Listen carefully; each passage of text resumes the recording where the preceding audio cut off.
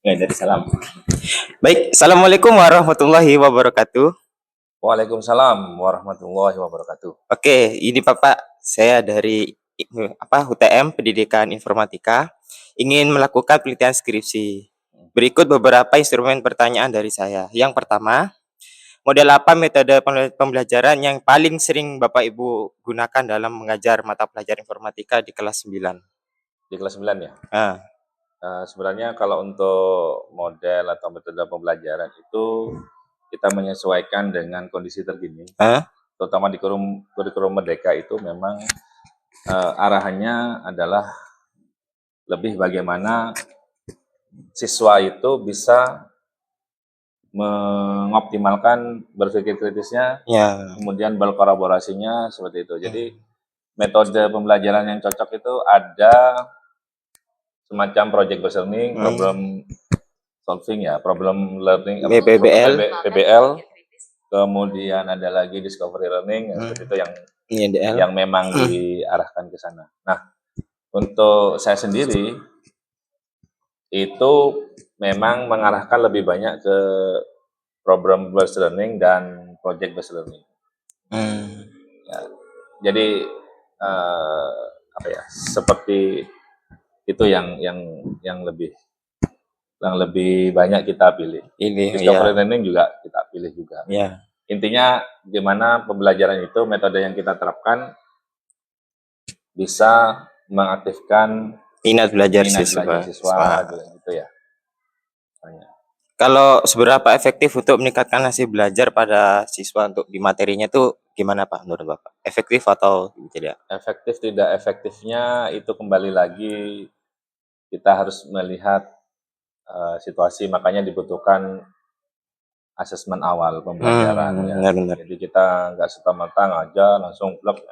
Juga kita harus lihat situasinya. Ngajar pagi sama ngajar siang itu berbeda. Anak apakah sudah kenyang, ada kesiapan belajar itu penting. Ya, jadi selain kita juga menyiapkan konten materinya, kemudian menyiapkan media pembelajarannya, kita sesuaikan dengan kebutuhan mereka. Ya. Juga kita juga harus mengerti kondisi psikologis siswanya, siswa kita. Ya. Kalau ini sebelum ke sana ya, misalnya ya kita kalau ngajar pagi kan anak-anak masih fresh. Iya, sudah sarapan, udah kita ini. Bisa gaspol. Tapi kalau sudah siang meskipun selesai istirahat, kadang anak-anak itu kan juga bermain juga di luar. Jadi pas ngantuk, kondisi capek, ngantuk, makan kekenyangan kan. Iya. Kita juga harus mengerti kondisi itu, nggak bisa langsung gaspol. Semenarik apapun konten kita, tapi kalau anak-anak belum bisa fokus, nggak bisa. Makanya kalau di pembelajaran mendalam itu kehadiran itu maksudnya hadir penuh saat belajar. Kesiapannya mereka itu harus benar-benar terkondisi. Iya, jadi menurut saya itu juga untuk bagus untuk long memory dan short memory juga. Media yang paling digunakan interaktif atau yang berlaku sampai sekarang itu apa saja, Pak?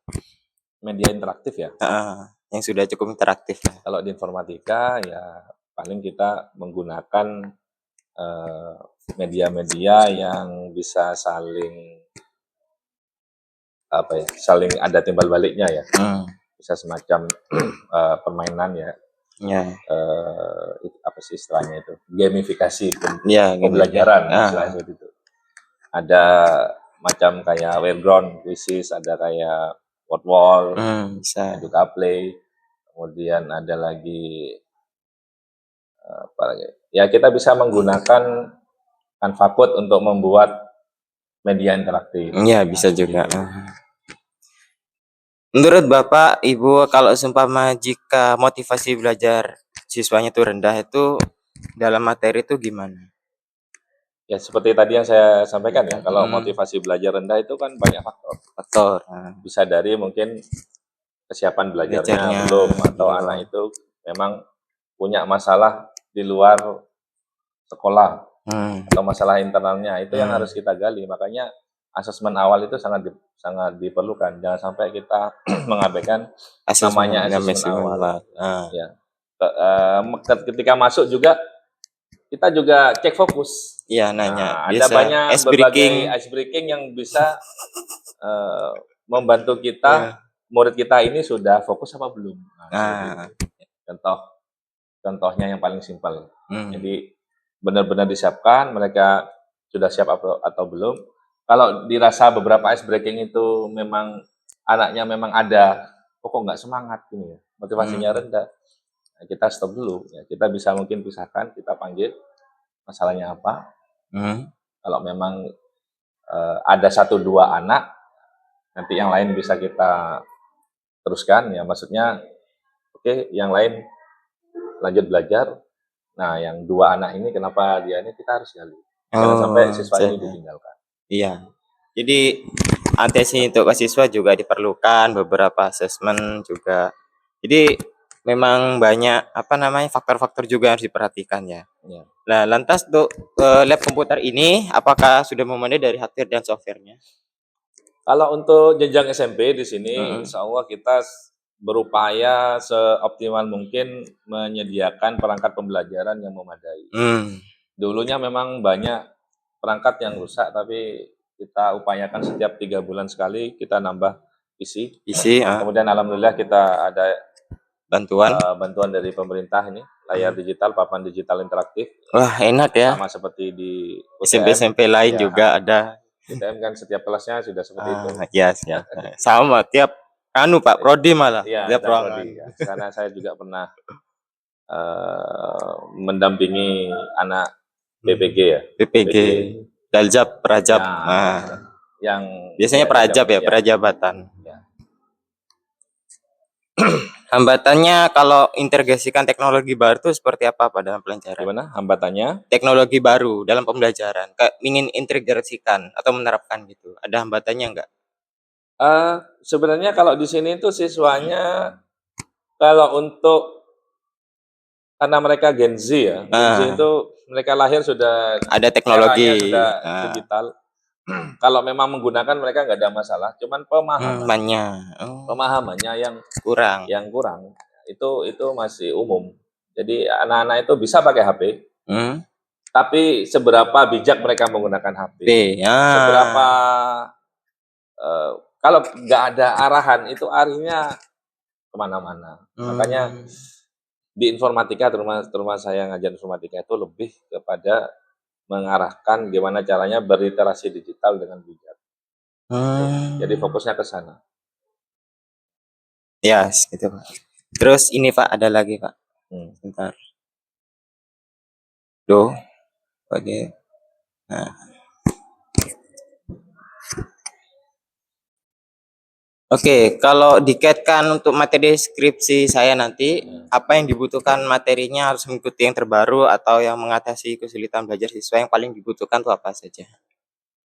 Yang dibutuhkan ya, selain nanti kalau saya baca judul skripsinya itu, pengajuan judulnya tentang media pembelajaran interaktif menggunakan Wayground atau Quizzes. Saya rasa tidak ada masalah untuk itu ya. Yang dibutuhkan kalau saya untuk anak di sini lebih gimana caranya refleksinya jangan sampai dihilangkan. Refleksi itu kayak jadi nanti ketika ada kuis interaktif, pertanyaan terakhir itu bagaimana perasaanmu, bagaimana kesanmu. Iya benar, saya tiap hari juga gunakan itu. Jadi pemanfaatan teknologi ini benar-benar harus bisa kembali ke kita awalnya gimana teknologi ini diciptakan untuk membantu kita manusia. Jangan sampai teknologi kita sebagai manusia kita yang jadi budaknya teknologi. Jadi kita yang harus bisa mengendalikan teknologi. Itu yang paling penting. Jangan sampai teknologi ini disalahgunakan. Jadi nanti di dalam kontennya usulan dari saya adalah refleksinya jangan sampai dihilangkan. Atau kalau perlu nanti kalau ada, biasanya kalau di Quizzes atau Wayground itu kan bisa ditambahkan semacam emoticon atau apa gitu ya, jawaban benar, salah. Di situ mungkin, bukan mungkin ya. Kalau saya itu diselipkan kata-kata filosofis, kata-kata motivasi. Katakanlah siswa menjawab salah. Selain mungkin ada elemen yang lucu, yang menarik, selipkanlah kalimat-kalimat yang bisa membangkitkan motivasi Pasti belajarnya. siswa. Oh iya, berarti begitu saya menggunakan kuisis tuh saya pernah lihat ada kayak apa tinjauan jawaban. Jawaban benar atau jawaban salah. Betul. Nah, saya juga akan menggunakan itu juga, Pak. Ya, jadi ketika katakanlah si siswa menjawab salah gitu kan, biasanya bisa kita munculkan Iya, emoticon atau apa sih meme ya, meme, meme, semacam meme. Nah, situ selipkan, selipkan selipkan pesan-pesan moral. pesan moral. Nah, itu yang terpenting ya. Iya. Selain dari kognitif yang kita upayakan, Kan? ketika juga pemahaman terhadap materi, tapi sisi humanis, sisi spiritualitas, Kualitas ya, jangan itu juga dilupakan. jangan dilupakan. Sisi pendidikan karena kita sebagai Ya, pendidik itu didiknya yang harus diutamakan. ya utamakan. Kalau fitur utama media sudah ada ya, efektif. Terus jika media model deskripsi Bapak menggunakannya estimasi dalam RPP itu sama aja ya. Kita menggunakan kuisis ke depannya, nanti ada refleksinya, Ya, ada asesmennya yang sebelumnya itu pertamanya. betul. Oke, selanjutnya Bisa juga nanti ditambahkan kalau di akhir atau ada isian singkat, mungkin ada saran. Ya. Jadi refleksinya selain bisa memilih, biasanya kan emoticon senang, biasa aja, atau apa sedih, dalam artian mungkin nggak seru gitu ya. Bisa juga nanti diisikan dari siswa. Karena terus terang menurut saya masih kurang siswa itu untuk berliterasi. Ya, jadi kita kasih media gimana cara mereka mengungkapkan isi hatinya, isi perasaan. perasaannya dulu. Itu yang harus terus digali. Sebentar. Kalau ini untuk siswa ya, sebentar ya Pak. Ngetik belakang ini dan ini CS. Nah, kalau nilai KKM-nya sendiri di informatika SMP kelas 9 itu berapa, Pak? Di kurikulum sekarang ini kan sudah tidak ada KKM ya. Iya. Cuman kita kalau menerapkan semacam KKTP-nya, kriteria ketuntasan pembelajarannya ya kita di sekitar di poin 75. 75. Iya. Kalau mengikuti pembelajaran informatika itu dibandingkan sama kelas lain gimana menurut? Gimana maksudnya? Bedanya sama belajar ini sama informatika. Itu minatnya tuh lebih tinggi yang mana? Kalau mau dikomparasikan ya, nah itu tergantung dari konten materi dan pengajarnya juga, personalnya ya. Kita nggak bisa menjudge, oh informatika pasti seru, menarik karena pakai digital. Nggak juga ya. Kadang ada teman-teman yang menggunakan metode yang katakanlah interaktif tapi tradisional, meskipun informatika itu kan juga ada plug dan unplug kan. Jadi kalau nggak ada, katakanlah perangkat ini ada kendala mati lampu misalnya, listrik padam, gimana informatikanya? Apa nggak jalan? Enggak kan? Tetap harus bisa jalan. Jadi kan kita bisa menggunakan unplug, metode unplug. Jadi seperti itu. Jadi itu tergantung dari kondisi masing-masing. Relatif lah kalau itu.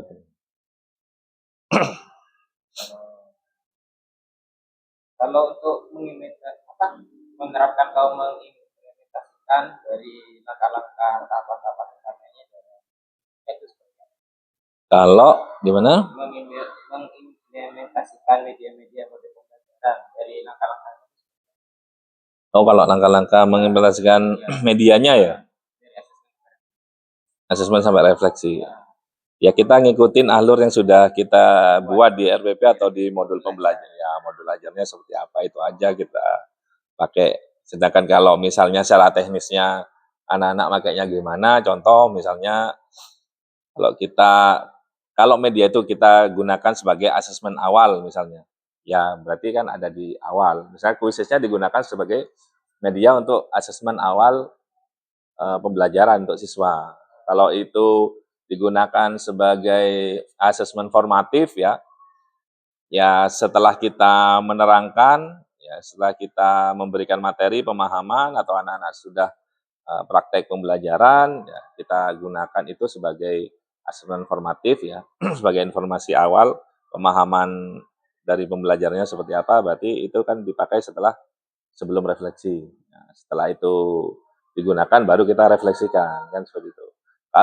Kalau ini dipakai sebagai asesmen akhir, ya berarti setelah selesai semua pembelajaran katakanlah digunakan dalam asesmen akhir semester misalnya media ini, ya berarti kan di akhir itu. Ya, jadi itu aja bedanya. Mereka bagaimana menggunakannya?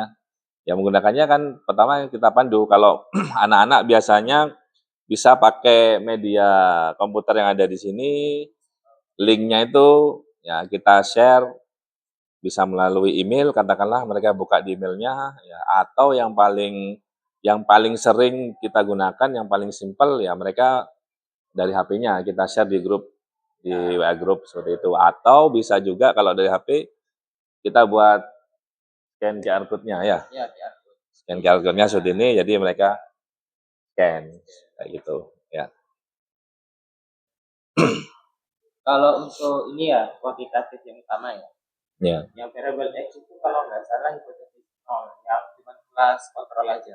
Jadi metodenya unplug atau tidak terlalu diperhatikan. Sedangkan yang Y itu yang diperhatikan.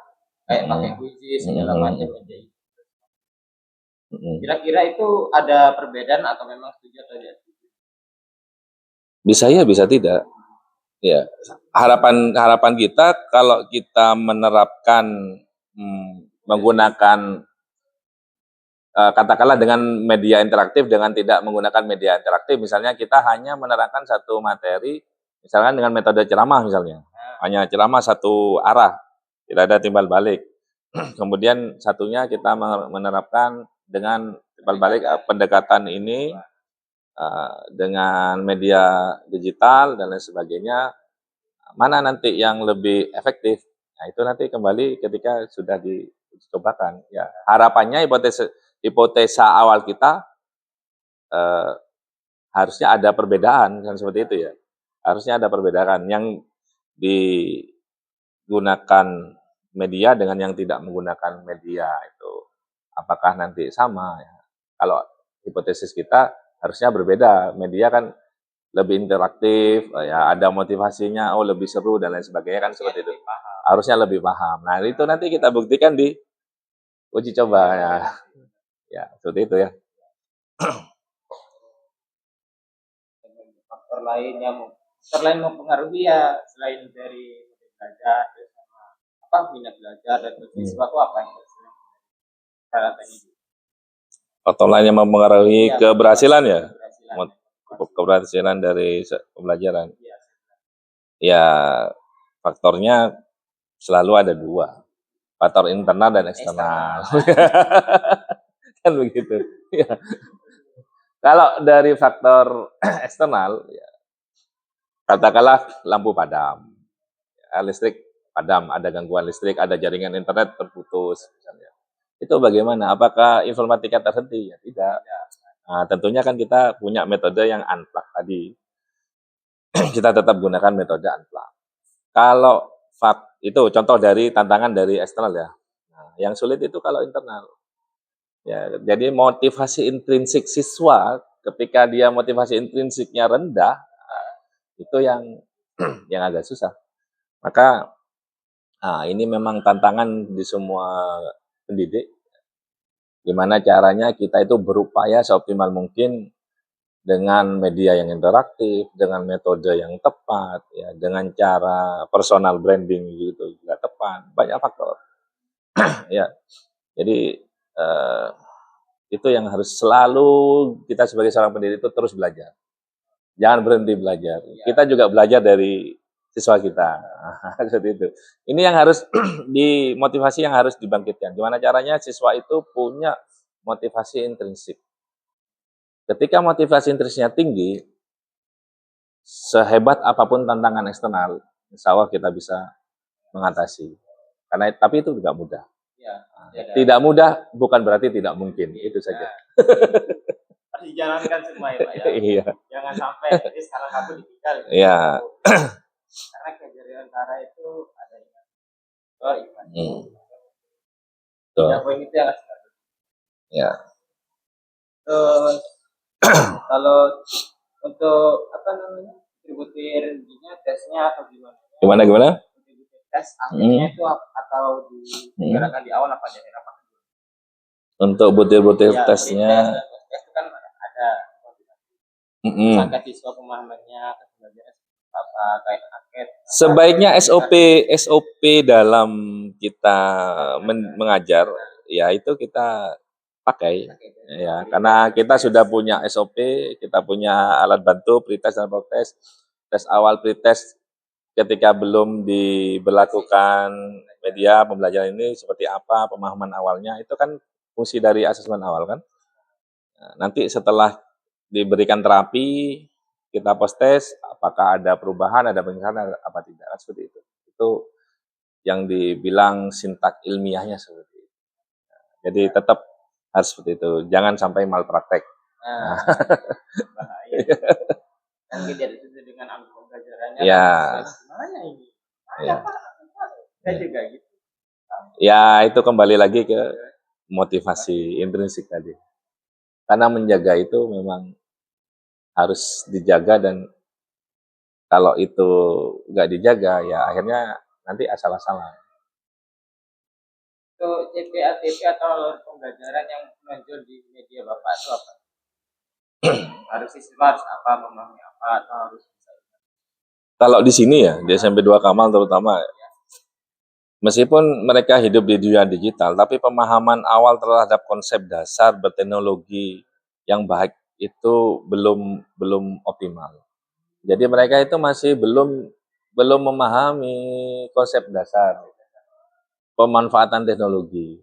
Jadi seperti apa ya? Ini ada ini coba, ada ini coba. Tapi saya minta ini nyimpan file, dikirim, filenya ada di mana? Nah, manajemen file mereka masih rendah. Nah, manajemen file masih rendah. Kadang cara mengaktifkan, menonaktifkan, nah itu yang basic-basic aja itu yang harus diberikan pemahaman. Dan juga diiringi dengan, kalau saya lebih suka contextual learning juga. Ya.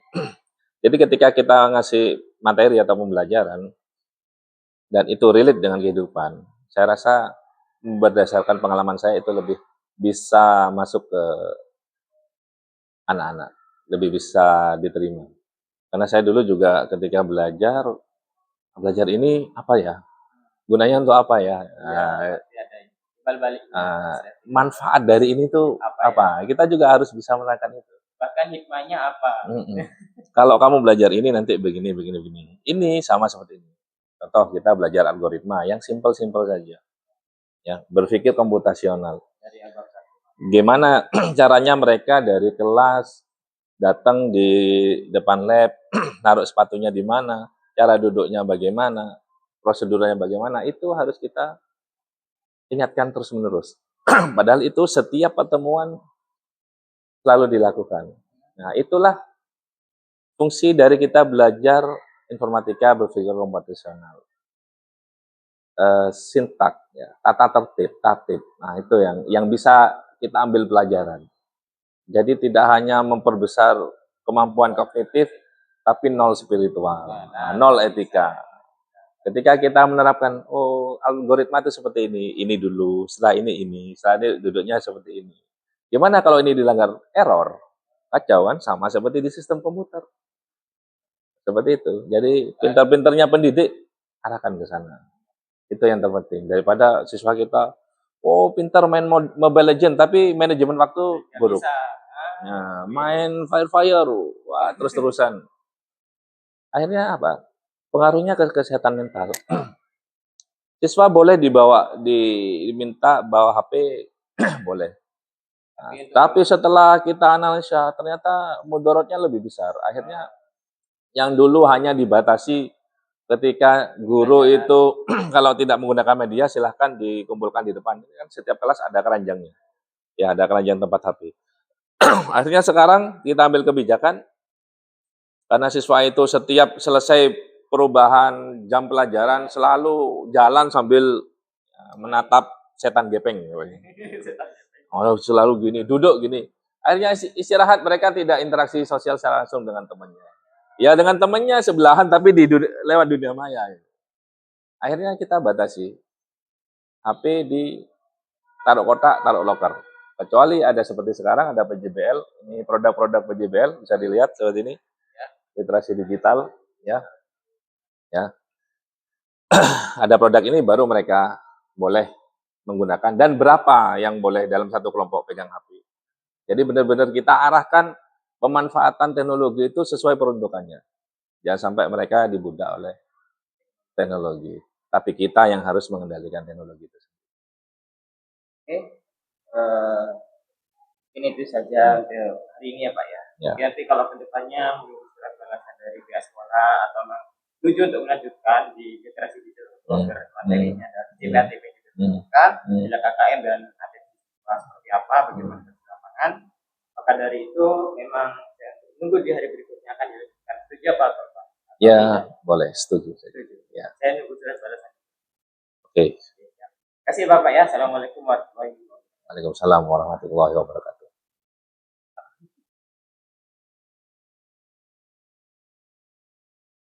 Jalan.